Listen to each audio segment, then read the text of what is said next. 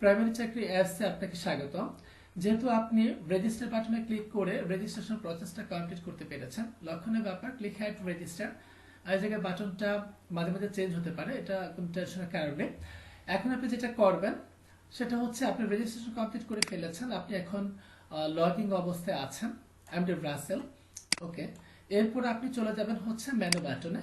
Menu বাটনে click করার পর আপনি প্রাথমিক সহকারী শিক্ষক নিয়োগ গাইড এই অ্যারো চিহ্নটাতে আপনি ক্লিক করবেন। দেখেন যে অ্যারো চিহ্নটাতে ক্লিক করার পরে বাংলা, গণিত, ইংরেজি, সাধারণ জ্ঞান এটা পর্যন্ত অ্যারো চিহ্ন দেওয়া আছে। তার মানে হচ্ছে এটার প্রত্যেকটার ভিতরে সাব ক্যাটাগরি আছে, সেজন্য অ্যারো চিহ্নটা বিদ্যমান রাখা আছে।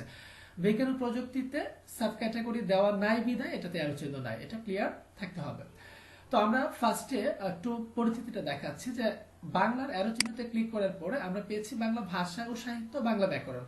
বাংলা ভাষা ও সাহিত্য এবং বাংলা ব্যাকরণ এটার ভিতরে কিন্তু কোনো অ্যারো চিহ্ন নেই। তার মানে হচ্ছে অ্যারো চিহ্ন না থাকার কারণে আমরা বাংলা ভাষা ও বাংলা সাহিত্যতে ক্লিক করব ডাইরেক্ট। আমরা মাঝামাঝি জায়গায় অথবা যে কোনো জায়গায় টাচ করলে আমরা কাজ করবে ক্লিক করতে পারবো। কিন্তু যদি আপনি প্রাথমিক সহকারী শিক্ষক নিয়োগ গাইড এটার মাঝে ক্লিক করেন, সেটা কিন্তু কখনোই কাজ করবে না, আপনাকে অবশ্যই অ্যারো চিহ্নতে ক্লিক করতে হবে। তার মানে হচ্ছে আমাদের বইটি পড়ার জন্য যখনই অ্যারো চিহ্ন থাকবে তখনই অ্যারো চিহ্নতে আপনি ক্লিক করে দিবেন, আর অ্যারো চিহ্ন না থাকলে আপনি ডিরেক্ট চিহ্নতে ক্লিক করবেন। যেমন গণিতে যদি মাঝামাঝি ক্লিক করেন কাজ হবে না, আপনাকে অ্যারো চিহ্নতে ক্লিক করতে হবে, কেননা এটার সাব ক্যাটাগরি রয়েছে পাটিগণিত, বীজগণিত, জ্যামিতি, ইংরেজি। ইংরেজিটা আলাদা পার্ট। এখন আপনি যেটা করবেন এভাবে আপনি দেখে নিতে পারেন আমাদের কি কি দেওয়া আছে। বিজ্ঞান ও প্রযুক্তি দেওয়া আছে, শিক্ষা ও শিক্ষা ব্যবস্থা, বিগত সালের প্রশ্ন আছে, মডেল টেস্ট, অনেক কিছু দেওয়া আছে। আমি একটু দেখাচ্ছি আপনি বইটা কিভাবে পড়বেন। মূলত প্রাথমিক সহকারী শিক্ষক নিয়োগ গাইড আমরা বাংলাতে ক্লিক করছি, বাংলার অ্যারো চিহ্নতে ক্লিক করছি, বাংলা ভাষা ও সাহিত্য, বাংলা ব্যাকরণ। আমরা বাংলা ভাষা ও সাহিত্য বাটনে ক্লিক করছি, যেহেতু এই জায়গায় কোনো অ্যারো চিহ্ন নেই। একটা এক্সাম্পল দেখাচ্ছি, মধ্যযুগে আমি ক্লিক করছি। আপনি একটু খেয়াল করে দেখুন মধ্যযুগের যত এমসিকিউ টেস্ট আছে সেটা আমার সামনে ওপেন হয়ে গিয়েছে। 1 2 3 4 5 এটা যদি আপনি পড়তে পারেন মধ্যযুগ সম্পর্কে আপনি একটু ক্লিয়ার কনসেপ্ট একটা ধারণা পেয়ে যাবেন বাংলা সাহিত্যের মধ্যে থেকে। তো আমি মধ্যযুগ 1 এ ক্লিক করছি, দেখেন কিভাবে কাজ করে। খুবই সিম্পল, আমরা একটু ভিডিওতে একটু বিশেষ বড় বিবরণ দিচ্ছি যাতে আপনারা বুঝতে সুবিধা হয়। ক্লিক করার সাথে সাথে আপনাকে দেখাচ্ছে, আপনি খেয়াল করবেন যেহেতু এটা একটা অ্যাপসে চলে, একটু বুঝতে পারলে ভালো হবে আপনাদের জন্য প্রিপারেশনটা। কোশ্চেন 1 of 50, তার মানে হচ্ছে এই জায়গায় 50টা কোশ্চেন এই জায়গায় বিদ্যমান আছে এই বইয়ের ভিতরে বা পেজটার ভিতরে। আপনি দেখতে পাচ্ছেন 50টা, যখন দেখবেন 80 বা 60 বুঝে নেবেন 60টা আছে। এখন আপনি যেটা করবেন এই অ্যারো চিহ্ন বাটনটাতে টাচ দিয়ে নিচে 50 পর্যন্ত চলে আসবে। যদিও অটোমেটিক এটা 50 চলে এসেছে, এমন হতে পারে 80টা কোশ্চেন আছে, আপনার কোশ্চেন এই জায়গায় সিগন্যাল দিচ্ছে আপনার কোশ্চেন হচ্ছে 80টা। ওকে, আপনি তাহলে কি করলেন 80টা শো করছে না আমাদের এই ডিসপ্লেতে। এখন আপনি একটু টান দিবেন, টান দিয়ে 80 পর্যন্ত চলে যাবেন। তার মানে সর্বশেষ কোশ্চেন পর্যন্ত আমরা আসবো ইজিলি। যেহেতু এই জায়গায় 50টা কোশ্চেন আছে, 50 শো করছে, আমি 50টা টাচ করেছি। করার পরে আমি যেটা করব সামারিতে ক্লিক করব, তারপর হচ্ছে আমি ফিনিশ টেস্টে যাব, যাওয়ার পরে আমি ভিউ আনসারে যাব। তাহলে আমরা আমাদের বইটা পেয়ে যাবো। এই যে 50টা কোশ্চেন আছে সেটা আমাদের বই আকারে আমাদের সামনে ডিসপ্লে হবে, পিডিএফ ফাইল আকারে। ওকে, খুব সুন্দরভাবে আমাদের এই 50টা প্রশ্ন আপনার সামনে ডিসপ্লে হচ্ছে। আমরা কেন আপনাদের বলছি যে এই প্যাটার্নে পড়াশোনা করতে, বিকজ আমাদের এই বইটা অ্যাপসে যেভাবে সেট করা আছে সেটাতে আপনার দুইটা প্যাটার্নে আছে। প্রথমত আপনি আমাদের বইটা পড়বেন যেভাবে আপনি বাসায় বই পড়েন সেভাবে, তারপরে আপনি প্র্যাকটিসে যাবেন। এটা করলে হচ্ছে কি আপনাদের প্রিপারেশনটা খুব বেটার হবে। আপনার প্রথমেই হচ্ছে আমাদের এই বইটা ওপেন করে নেবেন, যতগুলো প্রশ্ন আছে সেটাতে আপনি আধা ঘন্টা, 20 মিনিট, 25 মিনিট আপনার যতটুকু সময় লাগে এটা আপনি বইটা সুন্দর করে পড়াশোনা করে নেবেন।